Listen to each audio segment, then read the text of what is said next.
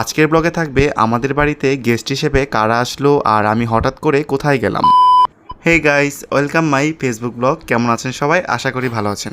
আজকের ব্লগটি আমি দুপুরের খাওয়া দাওয়া থেকে শুরু করেছি। আজকে আমাদের বাড়িতে গেস্ট হিসেবে আমার বাবার মামাতো বোন মানে আমার পিসি তার পুরো পরিবার নিয়ে আজকে অনেক বছর পর আমাদের বাড়িতে এসেছে। এইটা হচ্ছে আমার পিসাতো ভাই, আর এইটা হচ্ছে আমার পিসাতো দিদি, আর এইটা হচ্ছে আমার পিসি মানে আমার বাবার মামাতো বোন। আর হলুদ টি শার্ট পরাটা হচ্ছে আমার দুলাভাই মূলত আমেরিকাতে থাকে, খুব রিসেন্টলি বাংলাদেশে এসেছে। তো সবার সাথে খাওয়া দাওয়া শেষ করে দেখা সাক্ষাৎ করে আমি বেরিয়ে পড়েছি ঢাকার উদ্দেশ্যে। এই তো আমি চলে গিয়েছি মেট্রো স্টেশনে।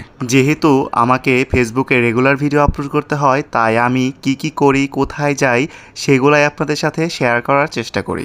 আর আপনারা আমার এই ধরনের ব্লগগুলো খুবই পছন্দ করছেন। এই তো আজকে মূলত আমি গিয়েছি বসুন্ধরা সিটিতে। অনেকদিন পরে যেহেতু গিয়েছি, আমার খুবই ভালো লাগছিল। আর একটা সময় ছিল এই জায়গাটায় আমি অনেকটা সময় কাটিয়েছি। এখন আপনারা বলেন তো এই জায়গাটা কোথায়? হ্যাঁ, আজকে আমি স্টার সিনেপ্লেক্সেও গিয়েছিলাম। বসুন্ধরায় আমার কাজ শেষ করে এরপর বাড়িতে যাওয়ার পথে বিরুলিয়াতে আমি একটু খাওয়া দাওয়া করে নিলাম।